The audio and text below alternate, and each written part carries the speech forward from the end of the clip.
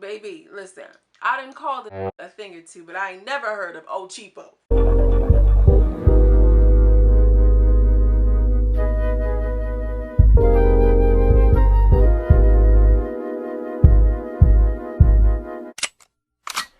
Hi loves, your lady girl from Runaway, where we have culture, conversation, and community. And in today's video, I am back with a Ready to Love season 4, episode 2.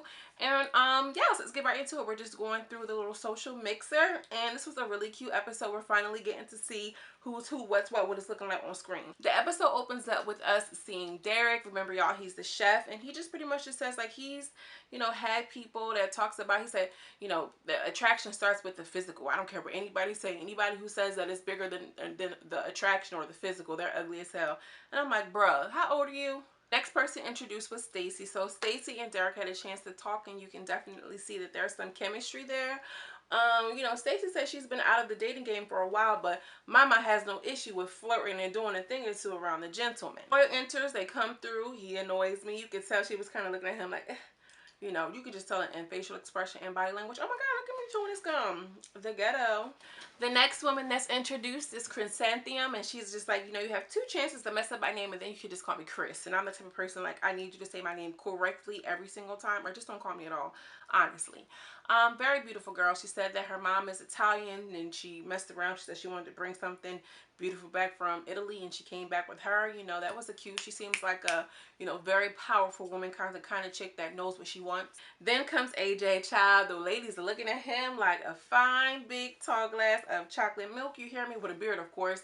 And he's the producer, okay? He is something to look at. Liz and David end up bonding over gospel. They do a quick little whoo, do re mi la fa sa ti do, however you're supposed to do it. And you know, it's really cute. She seems like a really down-to-earth girl, and David seems like a really nice, wholesome guy, okay? And then we have Khalil, who enters in, and you know, child, he's coming through with his blazer and his blue pants, child. And for some reason, I like Khalil. I just like him. I don't know what it is about him. He's kind of corny and stuff, but he seems like a real genuine heart. And for me, the heart speaks volumes every single time. So, yeah. This Kyra shows up, honey, and, you know, she has her athletic body, okay? Legs is packed and stacked. She got the big old booty. She had her little lace front with the ear cut back. Oh my gosh, I hate when people wear their wigs like this. I'm sorry, y'all. What's cute about that? Anyway, she had on her emerald green dress, and you know, she was cute. You could tell she's the type of woman that commands attention. Tommy announces that the second man that he is going to bring into the house is Chris, okay? Hashtag justice for Chris. And he's looking really good. He's giving me very much black man on a sunset, a golden sunset, with his tangerine suit and his ankles showing. Feature-wise, Chris is handsome, and all of the ladies are like, woo, Chris, go ahead. Like, you know, he's some sort of like local celebrity or something. Honestly, you know, he does have a little bit of an advantage. I think one of the guys talked about that too, because they kind of see his intimate side. They see his flaws. They can see if they connect with him or not without even having really to get to know him. Of course, there's a barrier of this is my TV personality, but they have a sort of idea of who he is almost. Tommy also announces that there are going to be 2 people being eliminated tonight. The next scene, we have Alexis sitting down with fine-ass Jason. He reminds me of the man who cheated on his black wife with the white woman. Child, I could be talking about anybody. I can't remember his name. He plays on Grey's Anatomy. He kind of reminded me of the dude that played in Bridgerton. That character in Bridgerton. That's what he reminds me of, but that's not him. Anyway, Jason and Alexis are sitting down having a conversation, and Alexis like, child, I liked you. You're my son's basketball player. I wanted to throw the box at you then, but I just didn't. You know what I'm saying? I'm putting on my Houston twang, okay? Give him a thumbs up for my Houston twang.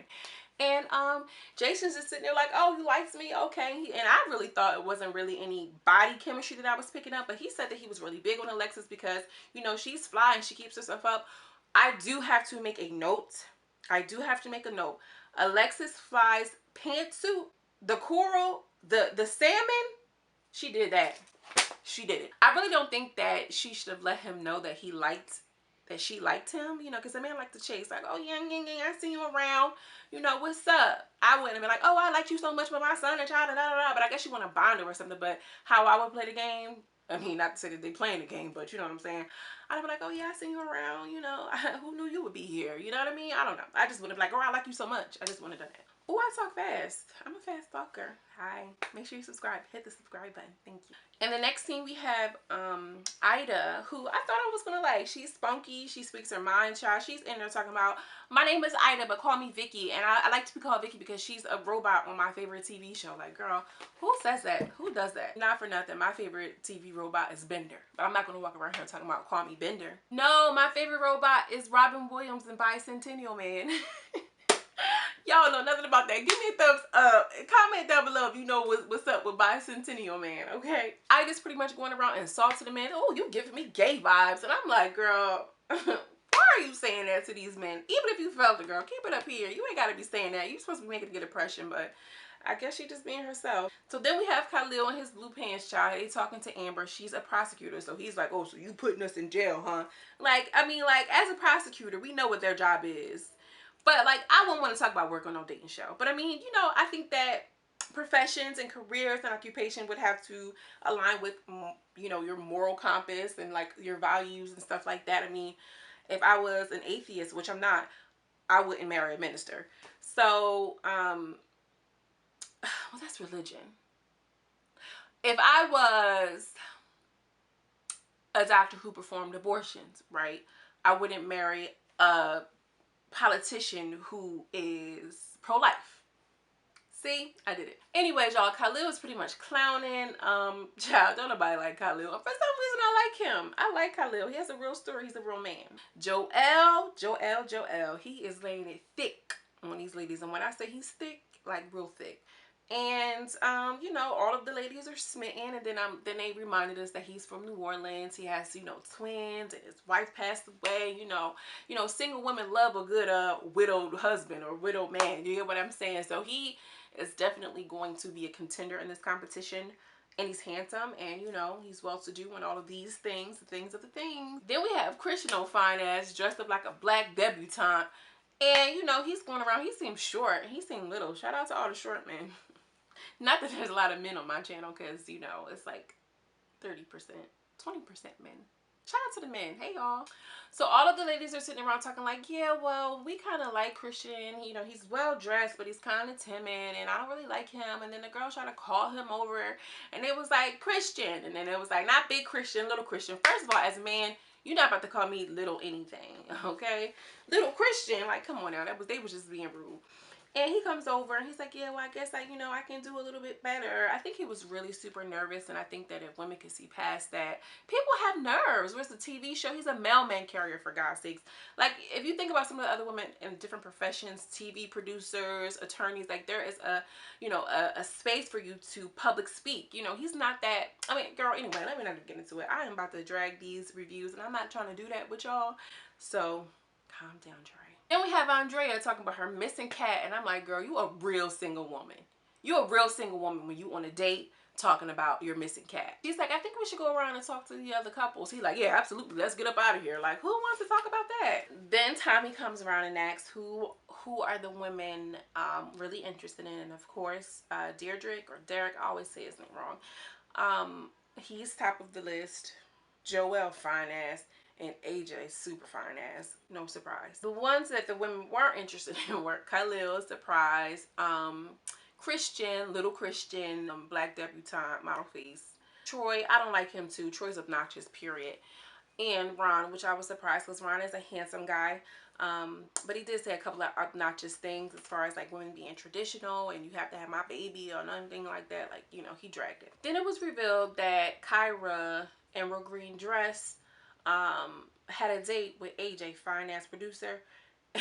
And she said that, girl, the date was terrible. I left the tab and I went to the bathroom. The tab was still there. He didn't even touch it. Me and my girlfriends call him Ochipo. And I'm like, ooh, not Ochipo. I ain't never heard that one. Troy running around in the mixer telling everybody he gonna take them on a trip. You wonder if the producers let us fly away on the trip? Like, child, how many times you gonna say that? We know you like that. Y'all ever meet a guy and it's always about like, let's go on vacation. I'm gonna take you right here. When are your dates free? Like, when are your dates? Like, when?